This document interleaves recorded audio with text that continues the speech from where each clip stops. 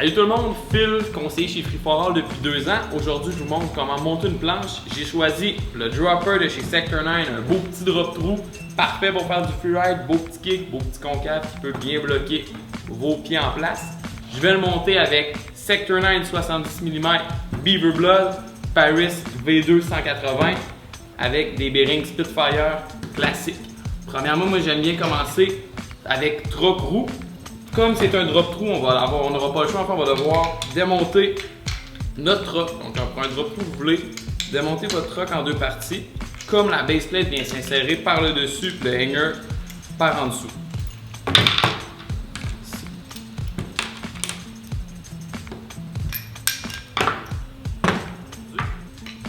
Bearing maintenant.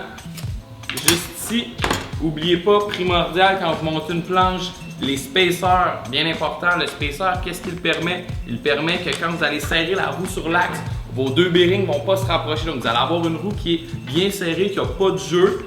Puis la roue va encore quand même super bien tourner, comme vous allez voir dans quelques instants. Donc je commence. Premier bearing, je veux presser comme ça ici, du côté où j'ai le graphique. Ensuite, un autre bearing, spacer. Je presse à nouveau. Ma roue, mes 2 bearings sont rentrés, le spacer est entre les deux. Vous ne voulez pas oublier le petit speed ring que vous avez débarqué en premier. Vous remettez la note.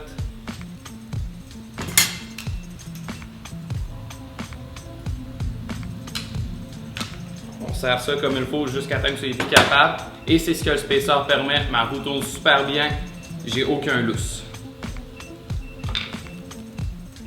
Même chose, le premier speed ring, en fait, lui du rebord ici, je vous conseille de le garder. Lui, à l'extrémité, vous voulez l'enlever. Et je refais le même processus.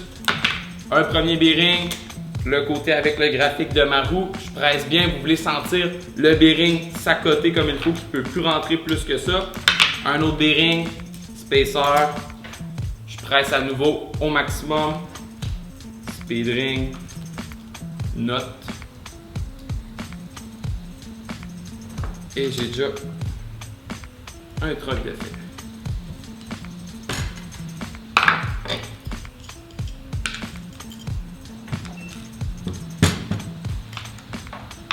Et comme vous voyez, je fais juste répéter le même processus pour toutes mes roues.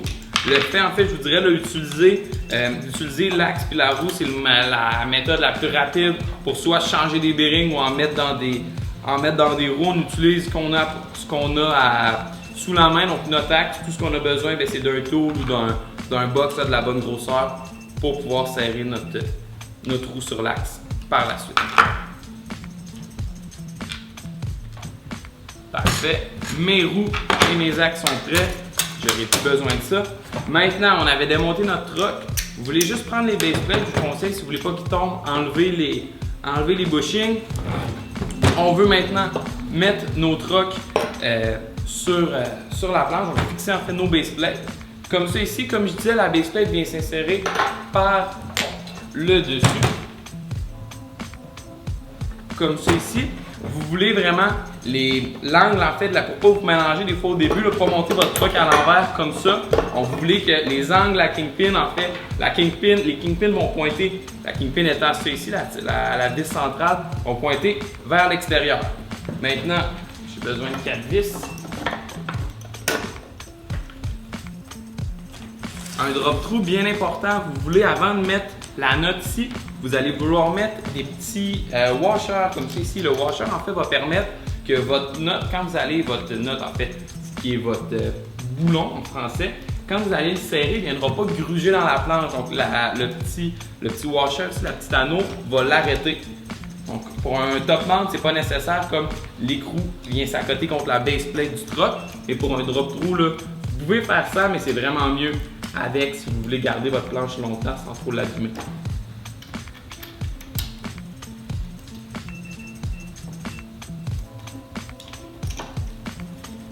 Tout ce qu'il me reste à faire maintenant, c'est à visser. C'est sûr, moi, au magasin, c'est facile. J'ai une perceuse. À la maison, il suffit d'utiliser, si vous avez un tool, le petit outil qui est à l'intérieur de votre tool. Ça va être un peu plus long parce que vous allez devoir tourner à la main.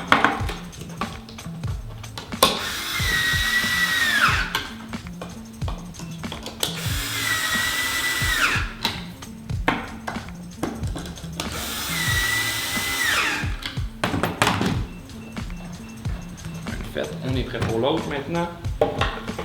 Je répète les mêmes étapes.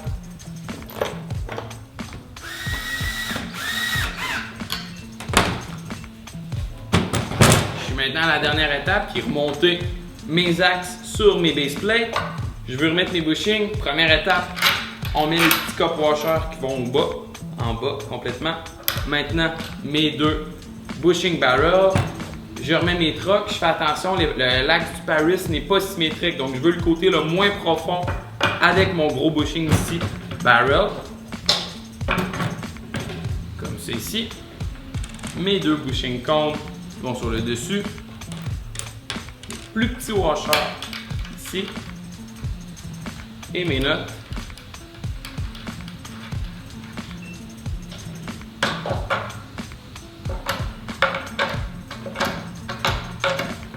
Maintenant, c'est le moment en fait de serrer c'est le moment de serrer à votre guise.